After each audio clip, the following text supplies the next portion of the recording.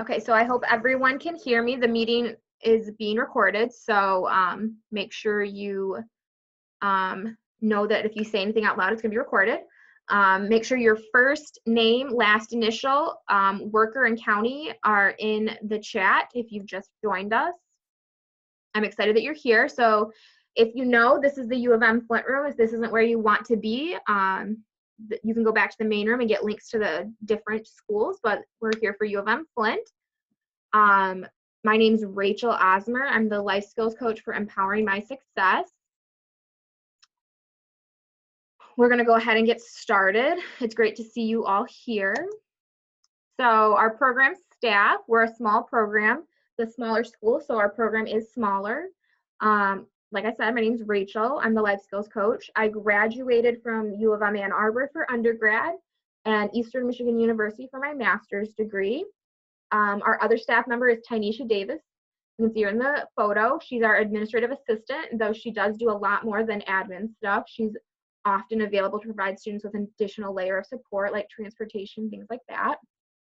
But that's our dream team. We're a small team at a small school, but we still provide a thorough level of support for students.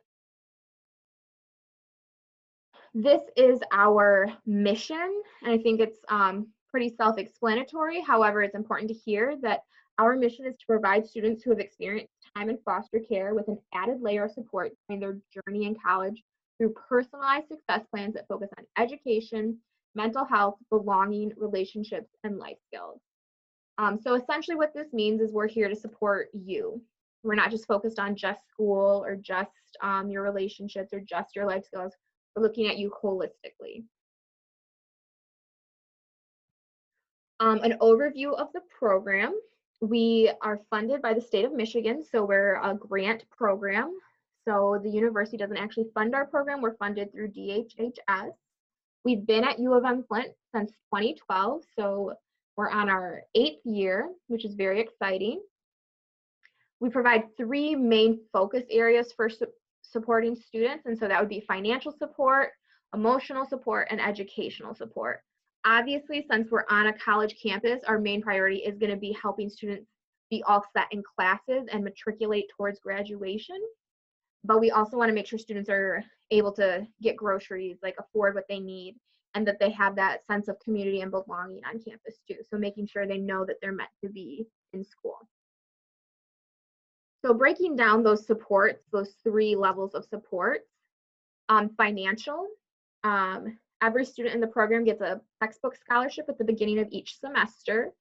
They set up their direct deposit through the university, and it goes right into their bank account as long as they have their direct deposit set up.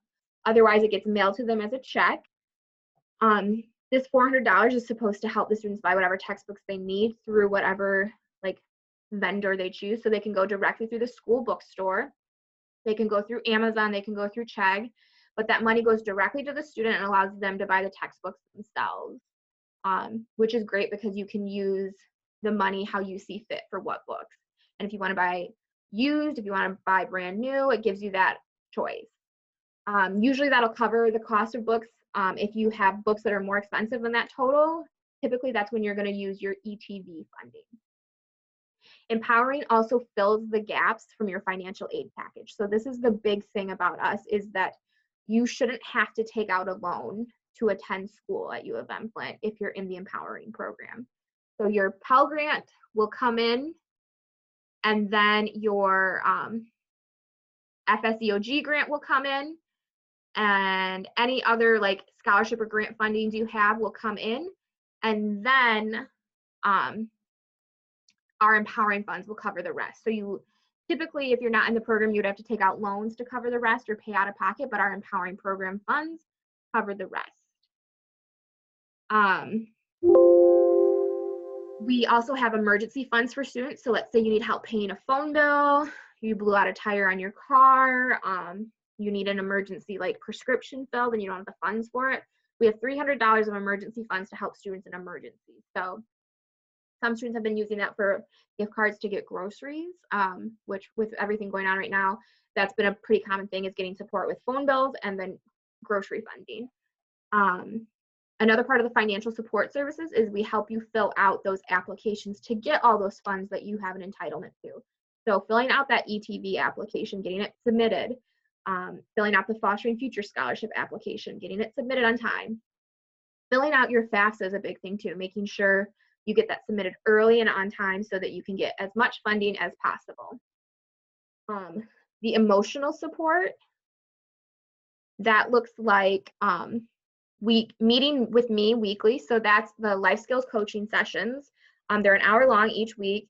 Typically when we start out, it's going to be focused on classes and making sure you have everything like troubleshot and so that you're ready to go. So you're signed up for all your classes, you have your books, your financial aid is taken care of. It's those like basic nitty gritty things. And then once you're smooth sailing into the semester, we start talking more about developing skills you want to work on, creating goals and planning for how to support you with those goals, making sure you're developing as more than just a student in class, figuring out how to get you connected to campus too.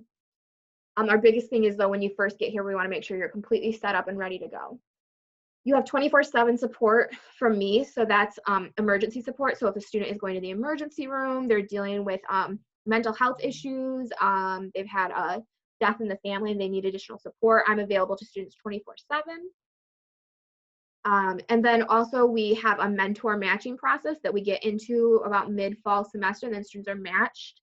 As long as it's a good match, they're essentially matched for their whole time they're at U of M Flint. Educational, that setting and that support service, we help students get connected with their academic advisor. We remind students about following up with those appointments. So essentially we're that extra layer of support, nagging on students to make sure they're going and meeting with their advisor, they're doing what they need to be doing to be on track towards registration, graduation, and they know what they're doing. When we have students who have either dropped out of too many classes or withdrawn from classes or failed a few classes, we help them create an academic recovery plan so that they know how to get back on track. You can see in the photo here, this was from one of our financial aid workshops. All of those students completed their FAFSA on the first day the FAFSA was open last year. And we were just there to make sure they got that FAFSA done. So next slide. So this is breaking down the finances at U of M Flint. I touched on this a little bit, but the biggest thing is that I want to make sure students understand the cost to attend U of M Flint and how they can get essentially it cheaper. So I'm going to share a different screen with you. We had a question about how do you access the funds. If you're asking about the emergency funds, so the $300 of emergency funds, the student has to submit the request to me directly, and then I get approval, and then I have a credit card, and essentially like if it's your phone bill and you pay it online, I'm going to go online and pay it for you. If it's getting a grocery gift card, I'm going to go to Walmart, buy a $75 gift card and give it to you.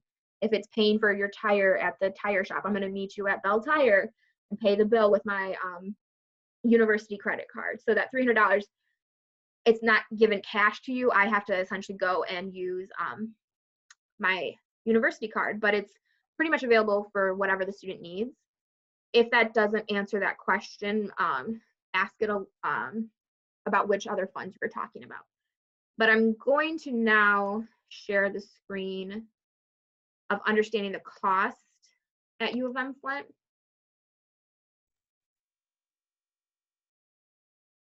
So U of M Flint, you should be able to see on here that the tuition and fees and room and board, those are the main things that you will have a bill for at the university and you'll have to pay. Everything else that's estimated on there, the books, transportation, those are just what they've estimated you'll spend during the semester, but you don't have to pay anything towards that. But the $12,744 and the $9,092, those are bills that you have to pay directly to the university. It sounds like a lot, and it is a lot of money, but you have filled out your FAFSA, your Pell Grant will come in and cover, the FSEOG grant will come in, Fostering Futures comes in and pays. If you're eligible for any sort of university grants or scholarships, those come in and pay as well. And then at that point, typically students take out loans to cover the remainder of those costs, and that can be a lot of loan funding. However, for us, we have the empowering funds that come in and cover the rest of tuition and fees. So if you have like $8,000 you're expected to pay, empowering comes in and pays the rest of that. And then room and board, we cover the cost of a meal plan and a double room. So if you opt to stay in a single, you'll pay that difference. But this is the basic double, so that $9,000 is a double room with a meal plan each semester.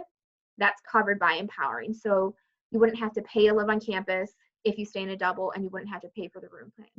It's a really great, the meal plan. It's a really great opportunity to go to school for free without taking out any loans. I can't emphasize that enough, that you can literally go to school, get a bachelor's degree without having to take out loan funding. Some students opt to take out a small loan each semester to pay for a single room. So let's say they take out like $600 each semester. That's a doable amount.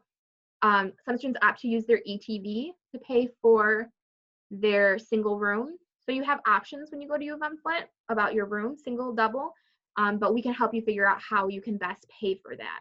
The double is covered though. I'm going to stop sharing this screen and go back to the PowerPoint.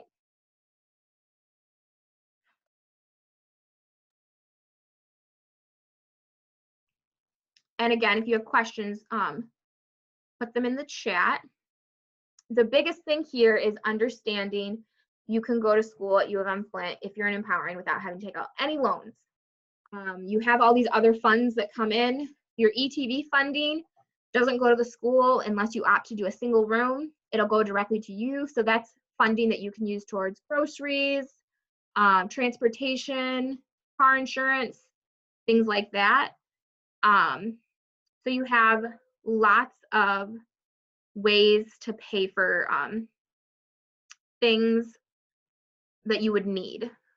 I'm stopping the share because the chat isn't coming up and I don't want to miss your questions. So, so I had someone ask about the difference between U of M Flint and U of M Ann Arbor.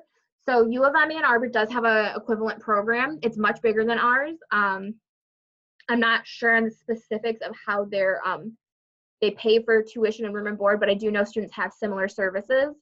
So their program is called the Blavin Scholars. And if you want more information about that, I can give you a link to their website, but they do have similar programs. The biggest difference is that we're just two different schools. So we're funded differently. We have different staff, different size of students we support, but similar support program style. So if you went to U of M Ann Arbor, you would have access to the program. And I will put the link in the chat at the end of the presentation. We're going to go back to the PowerPoint. Feel free to keep asking questions as they come up. I know U of M Ann Arbor isn't here today, so I can only answer as best as I can for U of M Ann Arbor, but if you have more questions about them, I'll send you the link and their contact information. So breaking down our support services a little more, we have monthly workshops focused on life skills. So basically that's based on what students need. We like to gauge what the students would like to learn more about. So we did a financial aid workshop in October and everybody had their FAFSA done who attended it. The students who opted not to attend had already completed their FAFSA with me one-on-one. We also provide those weekly coaching sessions with me, and that's a requirement to be in the program. We provide assistance with housing over break so students can stay in the dorms even though campus is closed and everybody else is supposed to like leave the dorms. We provide funding to cover the cost of living in the dorms over break and a place for students to stay. So let's say you're coming from a residential facility or somewhere where you can't go back after you leave to go to school, you have housing you can stay in year-round at U of M Flint. As long as you're enrolled in classes, you can live there. So spring and summer semester as well, you can live on campus still as long as you're taking classes. And we help students with all these applications and make sure they're signed up for it. We also provide students referrals to campus and community resources. So if we have students who are looking to get connected with therapy, whether that's our local campus CAPS services, so Counseling and Psychological Center, or if that's through a community counselor, we can, based on what students would like, we get them connected with that. We provide advocacy services for students. So potentially if there's a student who's going to a meeting with the dean of students, we can go with them. If they have a conduct charge, we can go with them. If something's happened with housing and they need support, we go with them. We're just that additional layer of support that helps speak up for students who sometimes don't speak up for themselves.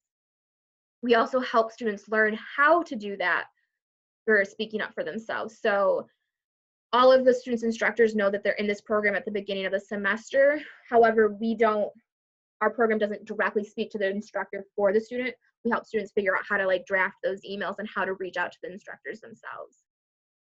One of the fun things we do with MPowering is we provide recreational activities each semester. So you can see in those pictures, we went to an escape room back in February, and that was the mentors and the students were there. It was a lot of fun. And it was just an opportunity for people to hang out, connect with other students from MPowering. There wasn't any strings attached. It wasn't required. It was just an optional thing, and we still had a lot of students come.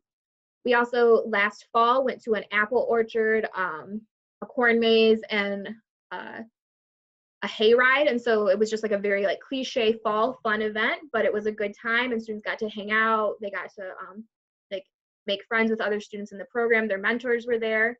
This semester we did a painting party virtually.